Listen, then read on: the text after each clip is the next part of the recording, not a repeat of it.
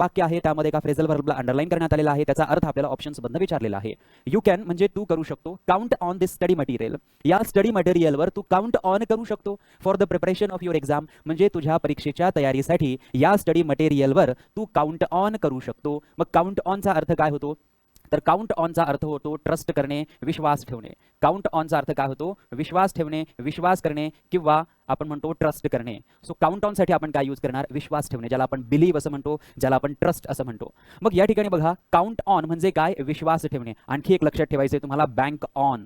Bank on किंवा bank upon. Bank ऑनचाही काय अर्थ होतो? तर बँक ऑनचाही अर्थ होतो विश्वास करणे, विश्वास ठेवणे. त्यानंतर तुम्हाला हे दोन छोटे छोटे शब्द, ट्रस्ट कॉमन शब्द तर माहितीच असतील, BELIEVE, बिलीव्ह, ट्रस्ट किंवा एनट्रस्ट, काउंट ऑन, बँक ऑन, या सर्वांचा अर्थ काय होतो? विश्वास करणे, विश्वास ठेवणे. तुम्हाला एक कंपनीचं नाव माहिती असेल, रिलायन्स. रिलायन्सचाही अर्थ होतो विश्वास, आणि रिलायन्स हा रिलाय या व्हर्ब पासून तयार झालेला आहे, की ज्याच्यानंतर आपण काय वापरतो? ऑन. म्हणजे रिलायन्सचा अर्थ होतो विश्वास, भरोसा, आणि रिलाय ऑनचा अर्थ होतो विश्वास करणे, भरोसा करणे, विश्वास ठेवणे. बँक ऑनचा अर्थ होतो विश्वास ठेवणे, काउंट ऑनचा अर्थ होतो विश्वास करणे, ट्रस्ट एंड ट्रस्ट आणि बिलीव्हचाही अर्थ काय होतो? विश्वास करणे, विश्वास ठेवणे. सो डिस्कार्ड म्हणजे समाप्त करणे, हे आपलं उत्तर होणार नाही. थ्रो अवे म्हणजे फेकून देणे, हे आपलं उत्तर होणार नाही. रिलाय ऑन म्हणजे विश्वास करणे, म्हणजे ऑप्शन सी आपलं करेक्ट उत्तर होईल. अबॅन्डन म्हणजे सोडून देणे, हे आपलं उत्तर होणार नाही. म्हणून ऑप्शन सी आपलं करेक्ट उत्तर या ठिकाणी होईल, दॅट इज रिलाय ऑन. म्हणजे तू या स्टडी मटेरियलवर विश्वास ठेवू शकतो तुझ्या एक्झामच्या तयारीसाठी, किंवा तुझ्या एक्झामिनेशनच्या तयारीसाठी तू या स्टडी मटेरियलवर विश्वास करू शकतो, विश्वास ठेवू शकतो, काउंट ऑन करू शकतो, बँक ऑन करू शकतो, ट्रस्ट करू शकतो, रिलायन्स करू शकतो, बिलीव्ह करू शकतो. क्लिअर?